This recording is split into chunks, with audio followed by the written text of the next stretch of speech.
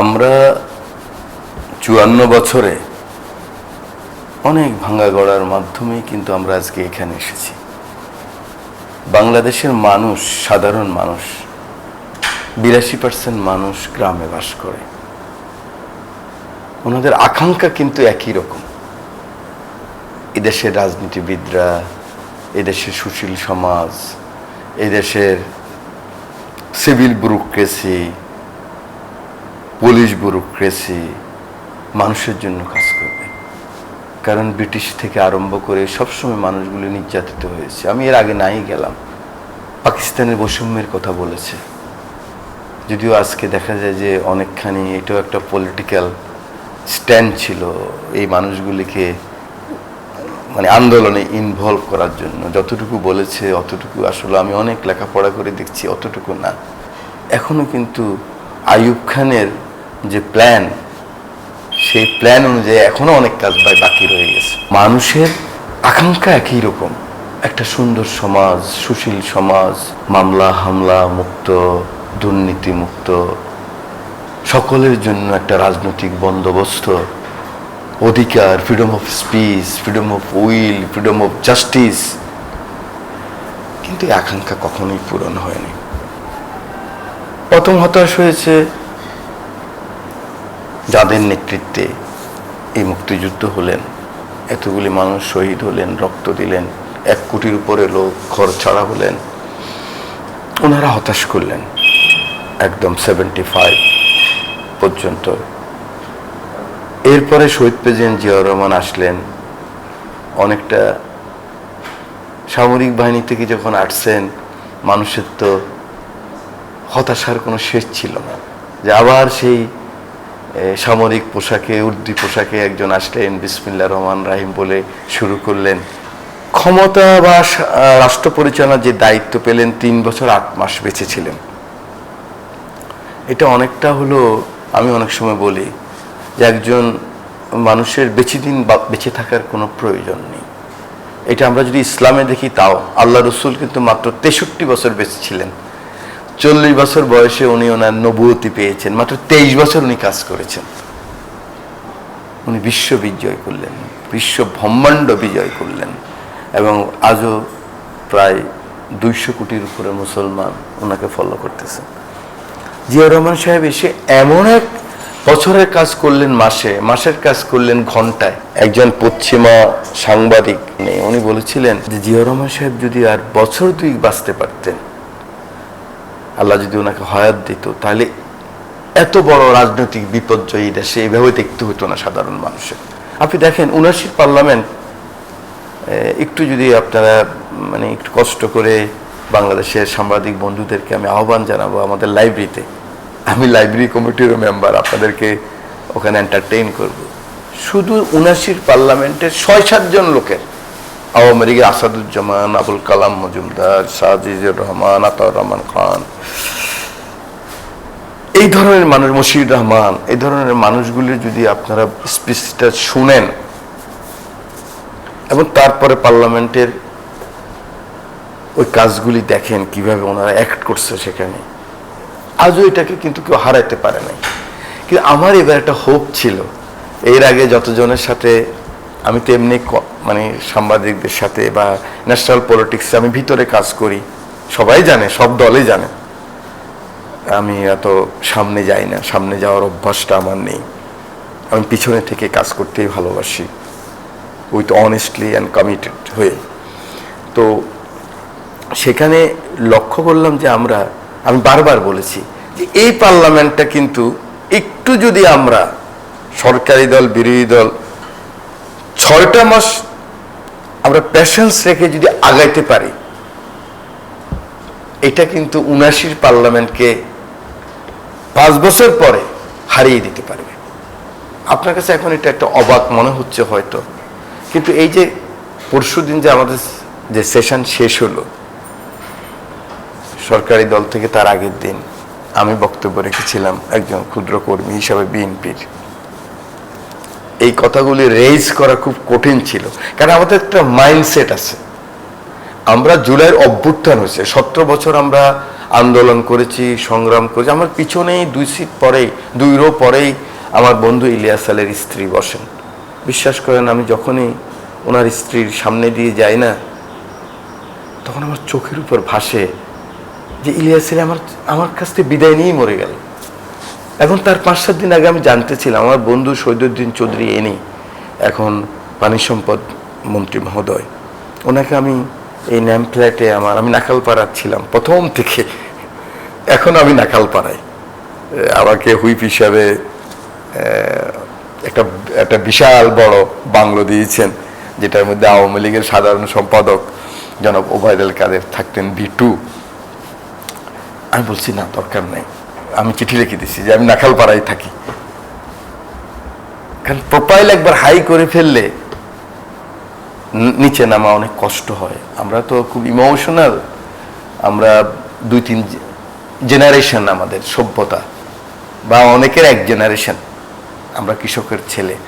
একবার বড় কিছু পেয়ে গেলে না, ওখান থেকে নামতে আমাদের খুব কষ্ট হয়, ব্যথিত হয়। তো সে কারণে আমি এখনো আমি এই নাখালপাড়াতে আমি নিচ্ছি বাংলো, আমি লিখিতভাবে ছেড়ে দিছি। তো যে কথা আপনাকে বলতেছিলাম সেটা হলো যে আমি বক্তব্য রাখলাম অনেক, যেহেতু মাইন্ডসেট আরেক ধরনের। আমার যারা শহীদ তারা বলছে ভাই দরকার নাই এভাবে, কারণ কথা বলতে গেলে তুমি খুব সিরিয়াস হয়ে কথা বলো, অনেক সত্য বলা যায় না। আমি ভাবছি না কেউ বলতে হবে। আর শহীদ প্রেসিডেন্ট জিয়াউর রহমানের ছেলে, বেগম খালেদা জিয়ার ছেলে, ওনার সাথে আমার 99 সাল থেকে আমি সম্পর্কিত। আমি অনেক জায়গায় বলতাম, বিশ্বাস করেন গত কয়েক বছর অনেক এই দেশের বদিউল আলম মজুমদার, ইফতেখারুজ্জামান থেকে আরম্ভ করে যারা সুশীল সমাজ, ওনাদের সাথে অনেকের সাথে এই জনাব তারেক রহমানকে প্রমোট করার চেষ্টা করেছি। ওনারা অসম্ভব ভদ্রলোক, জ্ঞানী গুণী মানুষ, কিন্তু এর নিচের লেভেলে যখনই বলতাম ওনারা বিশ্বাস করতে চাইতেন না। আমি বলতাম যে তারেক রহমানের ভিতরে বাংলাদেশ, ওনার ল্যাপটপের মধ্যে বাংলাদেশ। ওরা কিভাবে দেখেন, লম্বা আলোচনা সেই জন্য আমি যাচ্ছি না, কিন্তু আমি দেখেছি কোন এলাকার মাটিতে কোন কোন ফসল হয়। এটা 2003, 4, 5, 6 সালে তারেক রহমান ল্যাপটপের মধ্যে চলে আসছে। ওনার তখন থেকে একটা ভীষণ, অনেকটা জিয়াউর রহমানের মতো। তারপরে তো দীর্ঘ বিচ্ছেদ, কিন্তু এই বিচ্ছেদও আমি 14 বার লন্ডনে গিয়েছি। আমি মনে হয় প্রথম উনি লন্ডন যাওয়ার পরে এমপিদের মধ্যে আমার মনে হয়, আই এম নট শিওর, আমি মনে হয় প্রথম ওনার সাথে আমি লন্ডনে দেখা করেছি, এবং তখন উনি সোজা হয়ে দাঁড়াতে পারতেন না। এর বেশি আমি এখানে বলতে চাই না। তো আমার একটা বিশ্বাস ছিল, এই বিশ্বাস নিয়েই কিন্তু আমি এই বক্তব্যটা রাখলাম। এর পরের দিন দেখলাম যে এটা বাংলাদেশের মানুষ খুব প্রশংসিত করতেছেন। হয়তো আমার বন্ধুরা ওই মাইন্ডসেটে নাই, সবাই অত বেশি করেন নাই, বা একদিন সময় তো পরের দিনই তো আমাদের শেষ সমাপনী অনুষ্ঠান। প্রথম নাহিদ ইসলাম বক্তব্য রাখলেন, বিরোধী দলীয় মাননীয় চিফ হুইপ, জুলাই যুদ্ধে অনেক ইমপ্রেসড করলেন পার্লামেন্টকে। সবাই যেরকম ভাবছিল নাহিদ ইসলাম বা আস্তাদ আবদুল্লাহ বা ওনাদের সেক্রেটারি যিনি রংপুর থেকে যিনি নির্বাচিত হয়েছেন, ওনারা হয়তো খুবই কঠিনভাবে বলবে, আক্রমণ করবে না। পার্লামেন্টে তারা মানে তাদের আশা আকাঙ্ক্ষা নিয়ে কথা বলেছে। নাহিদ ইসলাম মোটামুটি এক্সিলেন্ট বক্তব্য রাখার চেষ্টা করেছিলেন। মানে আমার বক্তব্যের আমার যে মূল থিমের মধ্যে অনেকটাই উনি ছিলেন। তারপরে ধরেন বক্তব্য রাখলেন মির্জা ফখরুল ইসলাম আলমগীর সাহেব। এরপরে বক্তব্য রাখলেন বিরোধী দলীয় প্রধান ডক্টর শফিকুর রহমান। খুবই ভালো বক্তব্য রেখেছেন, আমি অ্যাপ্রিসিয়েট করি ওনাকে। উনি ঐক্যের আহ্বান জানিয়েছেন, ছোটোখাটো হয়তো একটু ট্রোল করেছেন, কিন্তু টোটালি যখন আপনি যাবেন যে একটা ভীষণ আছে যে আমরা আসলে একসাথে কাজ করতে চাই। তারপর আমার প্রিয় নেতা জনাব তারেক রহমান, যার প্রতি আমার অসম্ভব কনফিডেন্স ছিল, এই জন্য আমি সাহস করে বলছি কিন্তু যে আমার নেতা এরকম বাংলাদেশে চায়। ওনার বক্তব্য যারা শুনেছেন, নিশ্চয় আপনারা শুনেছেন প্রথম থেকে শেষ পর্যন্ত। ইতিমধ্যে আমি বিরোধী দলের অনেকের সাথে আলোচনা করে ফেলছি গতকাল পুরো দিন, অনেক সাংবাদিক বন্ধুর সাথে, দেশি বিদেশি, যারা ওনাকে অপছন্দ করে, অমন লোকজনের সাথে আমি কথা বলেছি। সবাই ইমপ্রেসড। একটি বারের জন্য উনি টোল করিয়ে বলেন না একটা কথা।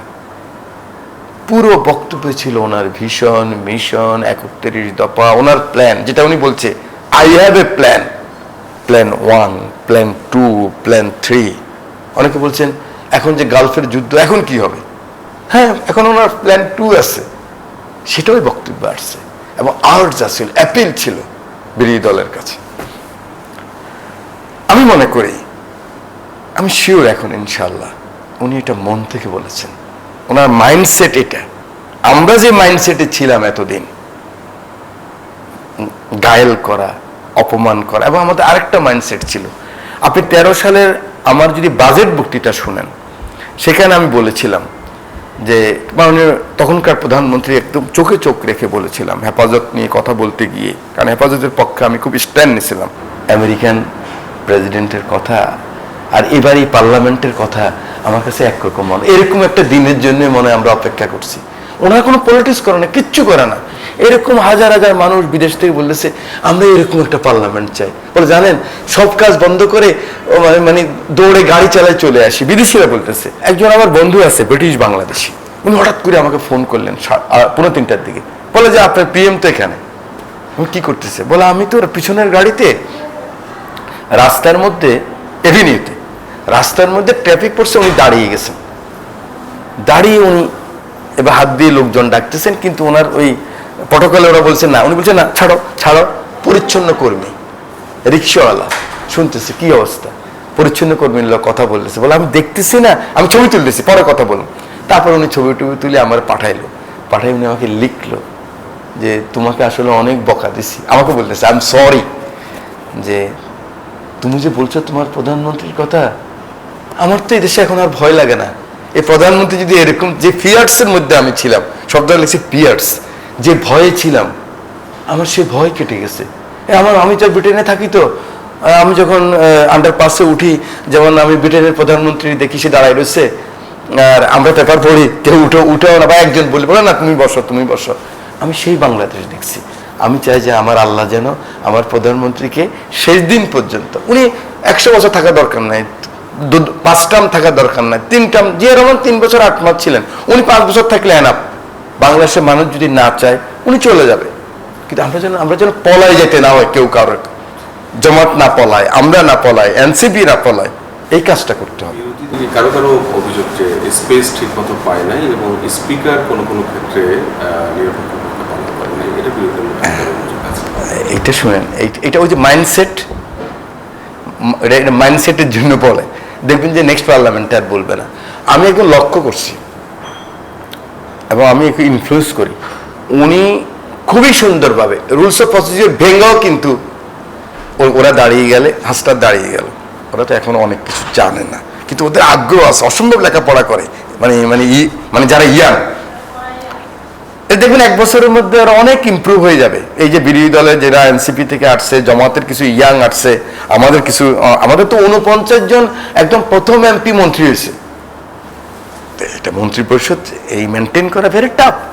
এরা সবাই এখন লেখাপড়া করতেছে কিন্তু, এবং স্পিকার, ডিপটি স্পিকার, বরং আমাদের অনেকে মানে রেগে যেতে চায়, হ্যাঁ আমাদেরকে দেয় না, আমরা হাত তুলি, পয়টা অর্ডার 2বার 3বার বসাই দেয়, জলালউদ্দিন ফারুককে বসাই দিচ্ছে। ভাই আপনি দেখেন আমাদের হোম সেক্রেটারি, যিনি আমাদের সংবিধানে, আমরা সংবিধান বিশারদ বলি ওনাকে, এখন যারা আছে আমাদের সমসাময়িক, এবং ওনার অনেক কন্ট্রিবিউশন আপনারা জানেন। সালাউদ্দিন সাহেবকে আমি 2বার দেখতে গেছি পাসপোর্ট ছাড়া, আর বুঝেন জীবনের বাজি নিয়ে, কিন্তু ওনাকে বসাই দিচ্ছে ডিপটি স্পিকার, স্পিকার ওনা দেয় নাই ফ্লোর, কিন্তু ওদের ছোট্ট এক ছেলে একটা দাঁড়ালে মানে আচ্ছা বলতেই হবে, হাফিজ সাহেব ছেড়ে দেয়, আমাদের ডিপটি স্পিকার ছেড়ে দেয়। তো অতএব এগুলি দেখবেন আর শুনবেন না এরকম, আর শুনলে এটা একটা পলিটিক্যাল স্ট্যান্ড। আপনাদেরকে অনেক ধন্যবাদ।